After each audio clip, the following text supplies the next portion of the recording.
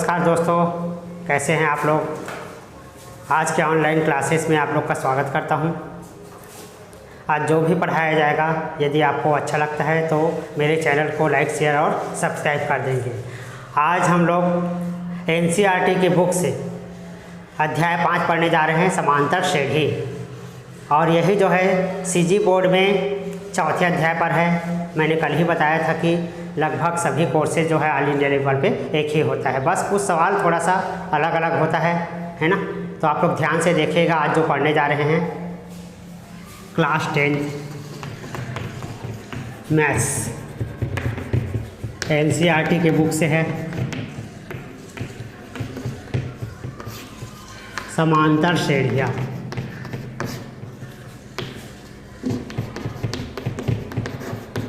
ठीक है,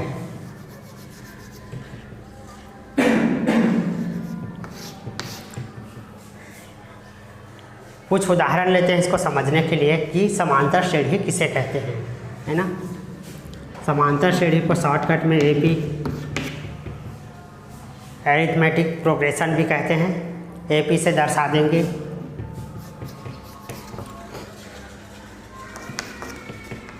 एक, दो, तीन, चार,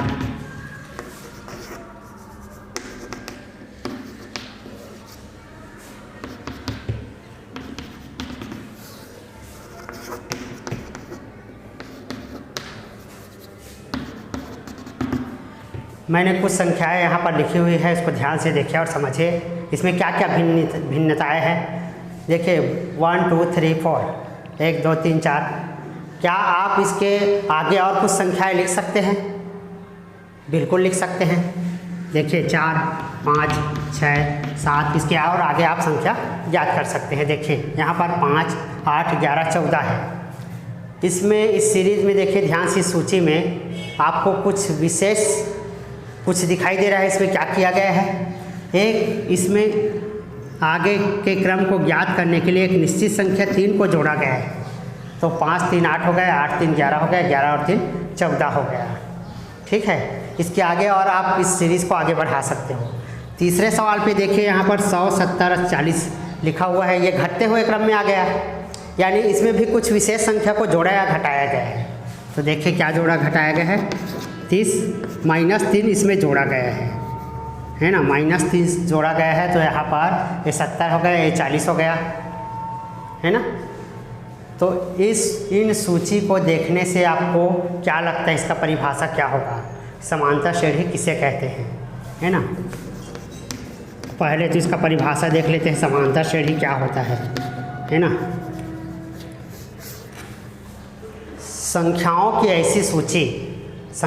ऐसी सूची जिसमें एक निश्चित संख्या को जोड़कर प्राप्त किया जाता है। संख्याओं की, है ना, एक ऐसी सूची जिसमें एक निश्चित संख्या को जोड़कर प्राप्त किया जाता है ना, उसे हम समांतर श्रेणी कहते हैं। देखिए यहाँ पर क्या किया, प्रत्येक पद में 1 जोड़ा गया है।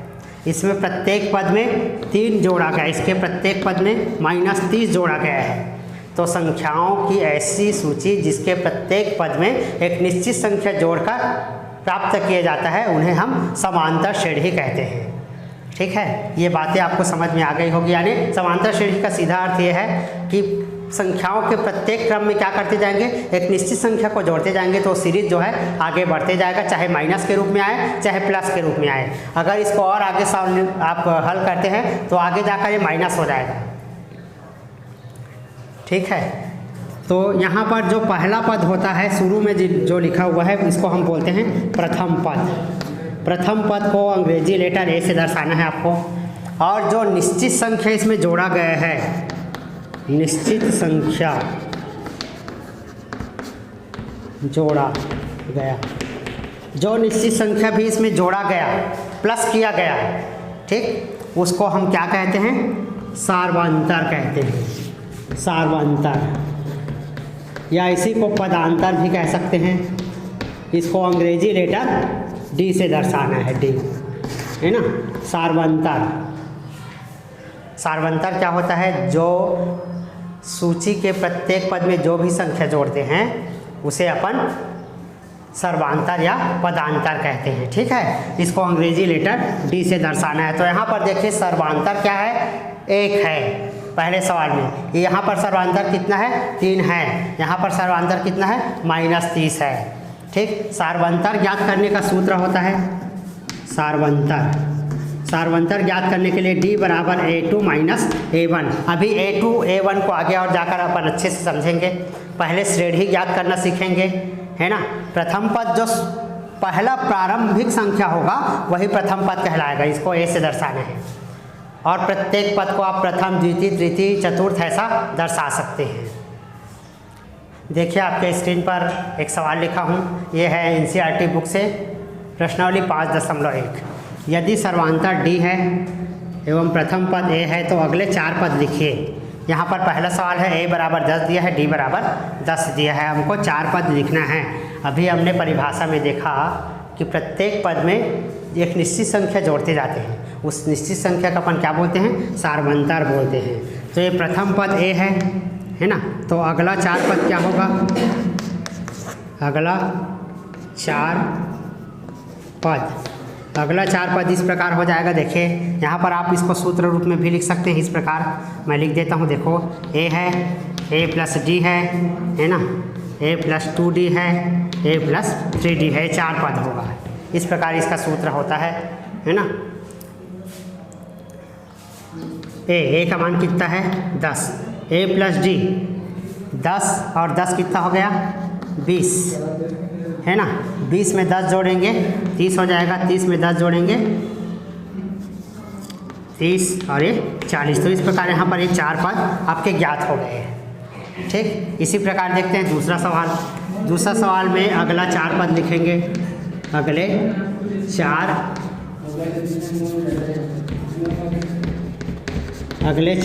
पद।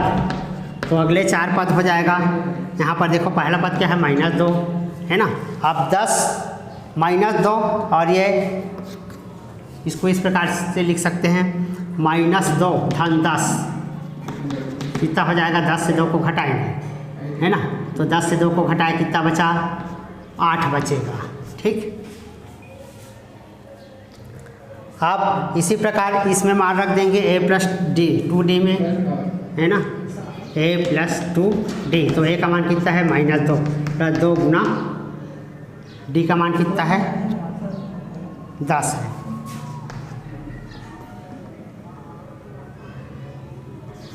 एक मिनट है, थोड़ा से रोक दो।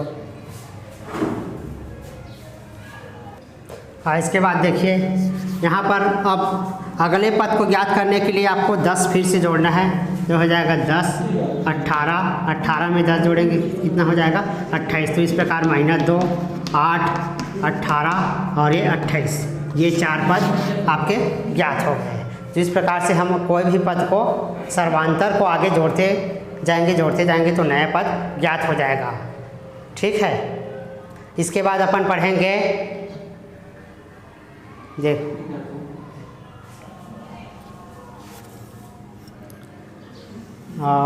डस्टर दो, डस्टर कहाँ ध्यान रहता तुम लोग करे, इधर ध्यान दो ना, शूट हो रहा है, पूरा वीडियो को बिगाड़ दोगे तुम लोग।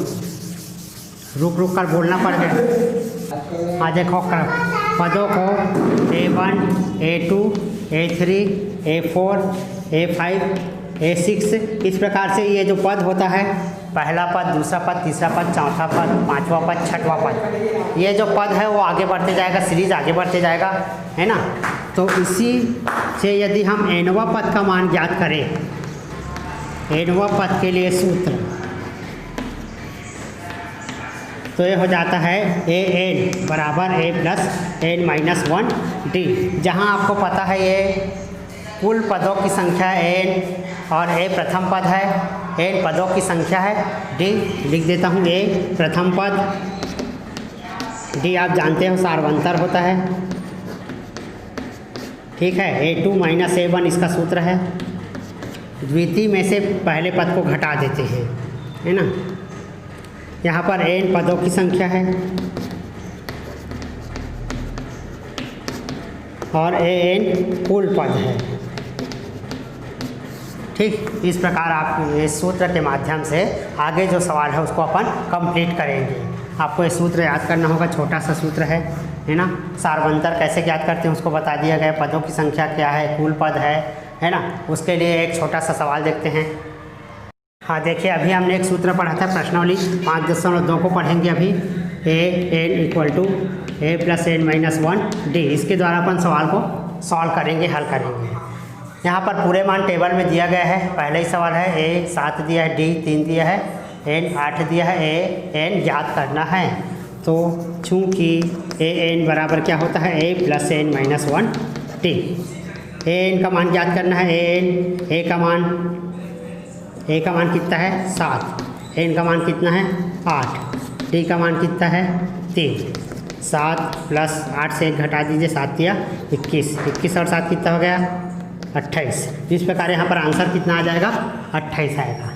ठीक, सेकेंड सवाल हल करते हैं दूसरे नंबर का। दूसरे नंबर में a + n - 1 d, a का मान कितना है यहाँ पर देखो a n का मान कितना दिया हुआ है 0 लिख देंगे। a का मान कितना दिया हुआ है -18, n का मान कितना दिया है 10 और d का मान ज्ञात करना है। सबसे पहले आप -18 को पक्षांतर कर देंगे, बाएं तरफ लाएंगे तो माइनस का क्या हो जाएगा +18। 10 से 1 घटा दीजिए, 9 d बचा। 9 को पक्षांतर करने पर 18/9 d, 9 दूनी 18, d का मान कितना आ गया 2। तो इस प्रकार से यहाँ पर हमने d का मान ज्ञात कर दिया। आप इसको चाहो तो नोट कर सकते हो। यदि वीडियो पसंद आए तो लाइक, शेयर और सब्सक्राइब कर देंगे। नेक्स्ट प्रश्न, नेक्स्ट है निम्नलिखित में सही उत्तर चुनना है आपको, है ना। ये सीरीज दिया हुआ है -3 -1/2 2 का 11वां पद, इन चारों में से कौन सा होगा, है ना। चारों पद को ज्ञात करने के लिए क्या करेंगे, चारों मतलब इसका आंसर निकालने के लिए क्या करेंगे, सूत्र में मान रख देंगे। यहाँ पर देखो a = -3 है, d का मान निकालना होगा आपको। d का मान निकालने के लिए सूत्र होता है a2 - a1, मान रख दीजिए। a2 का मान कितना है -1/2, a1 का मान कितना है ना -3, माइनस प्लस हो गया -1/2 और +3। ठीक है, तो यहाँ पर 2 तिया 6, 1 + 6/2, 2 तिया 6, तिरिया गुना करेंगे तो ये आ जाएगा 5/2। ये हो गया d का मान 5/2। सूत्र क्या होता है a + n - d। a का मान कितना है, a का मान है -3 प्लस n का मान कितना दिया है 11 - 1, d का मान कितना निकाल लिए 5/2। -3, 11 से 1 को घटा देंगे 10 गुना 5/2, 2 पंचे 10, 3 + 25 से 3 को घटा कितना बचा 22। तो आपका ये वाला आंसर सही है। तो इस प्रकार से ये प्रश्न क्रमांक 2 कंप्लीट हो गया। पहला आप लोग बना लीजिएगा, है ना।